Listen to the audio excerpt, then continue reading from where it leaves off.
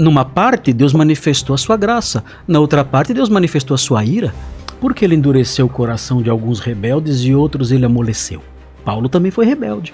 Porque o coração de Paulo foi amolecido e o coração de Caifás não foi. Se ele quer que todos os homens sejam salvos, por que ele endurece o coração de alguns? No vídeo de hoje, você verá um questionamento a respeito da morte de Jesus. Nesse vídeo você verá o pastor César sendo questionado se Jesus morreu por todas as pessoas ou apenas pelos eleitos. E se você gosta de vídeos como esse, se inscreve no canal, pois aqui nós postamos vídeos novos toda semana que irão contribuir com o seu conhecimento teológico.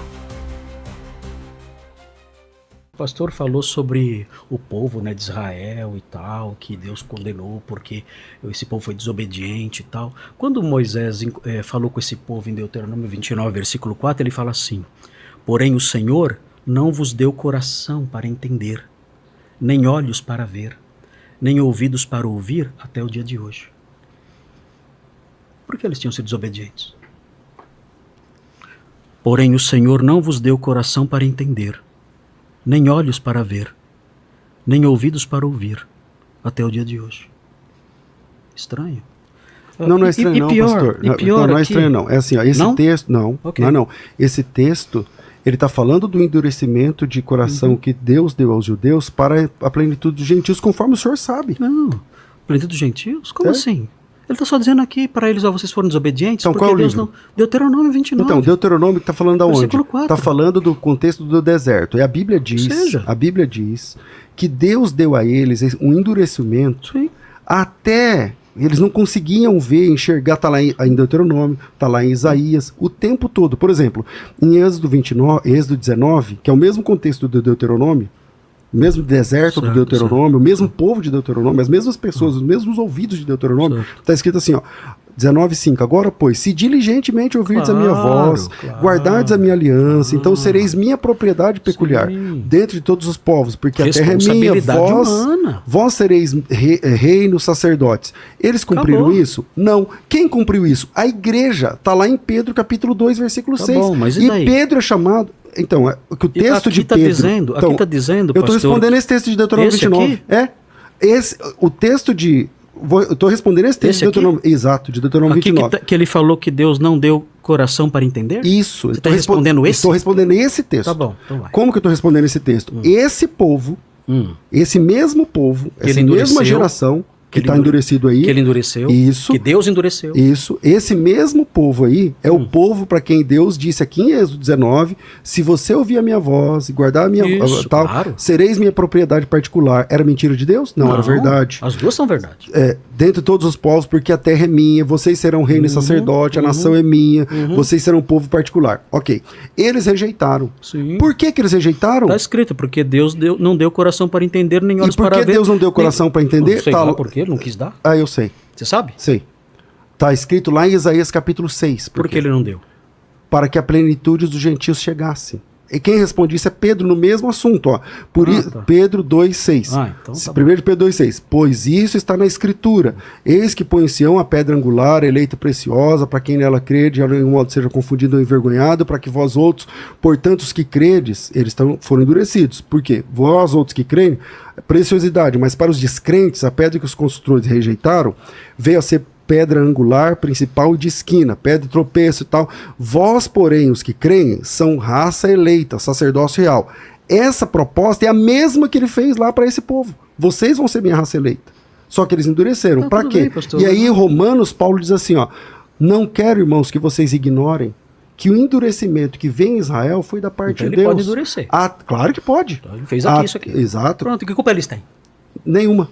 Nenhuma? Por terem o coração endurecido? O coração endurecido. Então, não tem culpa nenhuma? Eles têm culpa pessoalmente, sim. Deus então os condenou sem que eles fizessem culpa nenhuma. Eles foram condenados porque eles já eram duros. E Deus... que Deus endureceu. Eles eram duros que Deus endureceu. Lê de novo o texto. Eu vou ler. Porém o Senhor não vos deu coração para entender, nem olhos para ver, nem ouvidos para ouvir até o dia de hoje. Por causa da igreja. Até que a plenitude dos gentios haja entrado. 2000 anos depois. 2000 anos depois. Bom, matou a geração toda lá, a culpa não é deles. Pelo menos é o que o apóstolo Paulo diz em Romanos. Pastor, o senhor está lidando com um problema. Coríntios. O senhor não está lidando com um problema. Então vamos lá. Coríntios capítulo 10, versículo 1. Pastor, Irmãos, não quero que ignoreis, porque o que aconteceu lá com Israel O que aconteceu com Israel nesse texto não é o que aconteceu no Êxodo. Endurecimento em parte que fala ali é a rejeição do Messias. Não é sobre o Êxodo, nada a ver. Não, peraí. Qual texto eu estou falando agora? O senhor tá falando. Eu estou citando o texto de Isaías, capítulo 6. O texto de Isaías, capítulo 6, fala que esse pessoal ouve e não consegue entender. Ouve e não consegue compreender. Olha, mas não consegue enxergar. O texto de Isaías não fala isso. Isaías 6. Não fala isso. Isaías, capítulo 6. Fala. Então vamos lá no texto. Pode vamos ler. lá no texto. Vamos lá. Torna insensível o coração desse povo, para que ele não entenda, não Exato. veja. O texto está dizendo que Vou achar Deus aqui, quer ver? tornaria o coração deles insensível. Vamos lá. O senhor não está lidando com o problema. Então qual o problema, pastor? O problema é que o texto está que- dizendo que a causa deles serem desobedientes é que Deus não deu o coração para eles entenderem. Esse é o problema. Então, O mas... senhor não está lidando com o problema. E como que lida com esse problema, então, na sua opinião? Mas Dizendo que não sabe. Exatamente. Exatamente.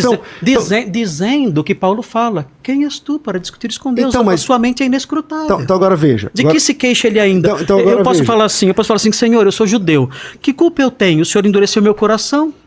Eu posso falar isso, como aquele interlocutor imaginário E fala em esse Romanos homem 9. vai ter voz no juízo final sobre isso? Não. Ele Não ele vai ser responsável. Essa Então é a questão. tem um texto no juízo final onde alguém se levanta e fala assim, ó, eu fui escolhido para estar aqui. Não A tem. gente tá falando Então não tem essa... Aquela passagem Isso também- é uma conclusão Tá. pessoal sua que não tem texto para apresentar no final. Pastor- Ninguém vai falar isso lá no juízo Claro final. que não. Exato. Mas a questão não é se vai falar ou não. A questão é se tem culpa ou não. Tem culpa ou não tem? Todos nós Deus somos en- culpados. Todos Deus- nós nascemos pecadores. Deus endureceu o coração dessas pessoas. Elas têm culpa de ter o coração duro? Tem. Claro que tem. Claro que tem. Exatamente. Concordo. Eu Por também quê? concordo. Mas Deus endureceu, não foi? Deus faz o que ele quer. Então pronto. O que estamos brigando então, Então por eu quê? creio que Deus faz o que ele quer. O senhor Pronto. crê? Claro. Ok, até aqui. Sem problema. Só que eu também creio que a Bíblia diz que nós temos liberdade. Mas eu estou dizendo que nós temos Essa é a responsabilidade. diferença. Liberdade se Deus endureceu o coração. Liberdade. Ele endureceu o coração, cara. Então por que o senhor prega o evangelho? Desculpa. Tudo bem. Pastor. Tudo bem. Medo de cara. Mas por que o senhor... Eu sou mais velho, hein? Ok. Eu posso falar. O hein? senhor prega o evangelho, certo? Claro que prego. Eu sou evangelista. Ok. Adianta. Claro que adianta. Mas se a pessoa já... Tem 100 pessoas te ouvindo. Sei. Umas foram feitas para ir para o céu, outras para ir para o inferno. O que resolveu? O que adianta? 100% de sucesso. Mesmo que alguns vão para o inferno, 100% de sucesso. Tá bom. É claro, porque numa parte Deus manifestou a sua graça, na outra parte Deus manifestou a sua ira. Glorificado seja Deus pela sua ira e pela sua graça. Agora, ó, dá uma olhadinha nisso aqui. Tem aquele trecho também, né, que endureceu o coração do faraó também, isso né? aí, sem falar nisso, né? Meu Deus, tá assim, ó. Então, mas Tá nesse assim. sentido também é o quê? É porque o faraó iria tomar outra decisão se ele não endurecesse o coração? Ele iria certo. ceder antes? Talvez. É que assim, ó, Vai saber, né? alguns, como o pastor está dizendo, ele diz, não, eu não sei entender isso aqui. Uhum. Só que tanto o faraó quanto esse pessoal que ele está dizendo assim, tem culpa ou não tem culpa? Eu digo, tem. Claro que tem. Aí ele diz, também tem, só que eu não consigo entender. Tanto o faraó quanto essas pessoas já eram rebeldes. Sim. Elas já eram rebeldes. Deus endureceu o coração de pessoas que já são rebeldes. Entendi. Entendeu? Então, eles já têm a sua própria culpa. Por que ele endureceu o coração de alguns rebeldes e outros ele amoleceu? Paulo também foi rebelde. Paulo viu a pregação de Estevão e foi rebelde. Por que o coração de Paulo foi amolecido e o coração de Caifás não foi? Por quê? Porque Paulo era um eleito. A resposta é a eleição. Simples. Agora, olha isso aqui. Olha isso aqui.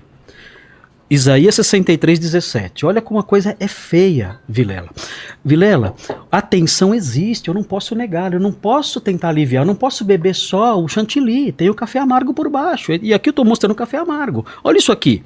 Ó Senhor, Isaías falando diante da punição dos assírios ou dos babilônios. Ó Senhor, por que nos fazes desviar dos teus caminhos? Quer que eu leia de novo? Ó Senhor, por que nos fazes desviar dos teus caminhos? Por que endureces o nosso coração para que te não temamos? Meu, os caras eram todos idólatras. Pessoal revoltado lá matando o filho queimado nos braços de Moloque. Isaías chega e fala assim, Senhor, o Senhor endureceu o coração desse povo. Porque o Senhor está fazendo a gente se desviar dos teus caminhos. Ou seja, a fonte primária disso tudo é Deus. Mas ao mesmo tempo Deus condena esse povo. Essas são as duas peças que não encaixam. E que o apóstolo Paulo fala, isso não encaixa. Quem és tu para discutir isso com Deus? Isso aí na mente de Deus se encaixa, na minha não. Pô, Deus é um homem grandão, como eu falei no começo? Deus é um homem grandão que a mente dele tem que ser igual à minha, só que muito maior? Não, Deus é insondável. Isso aqui, eu tenho que olhar para isso e falar, Senhor, eu não entendo. Eu sou uma criatura, meu Deus.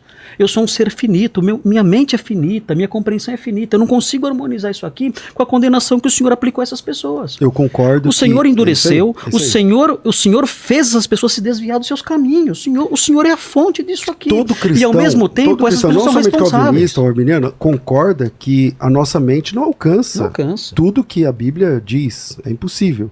A nossa mente não consegue conciliar assuntos, textos, enfim, todos esses. Só na eternidade a gente vai saber essas coisas. Não dá para saber. Agora, por que eu não tenho respostas, como ele falou, sobre alguns textos que são complexos?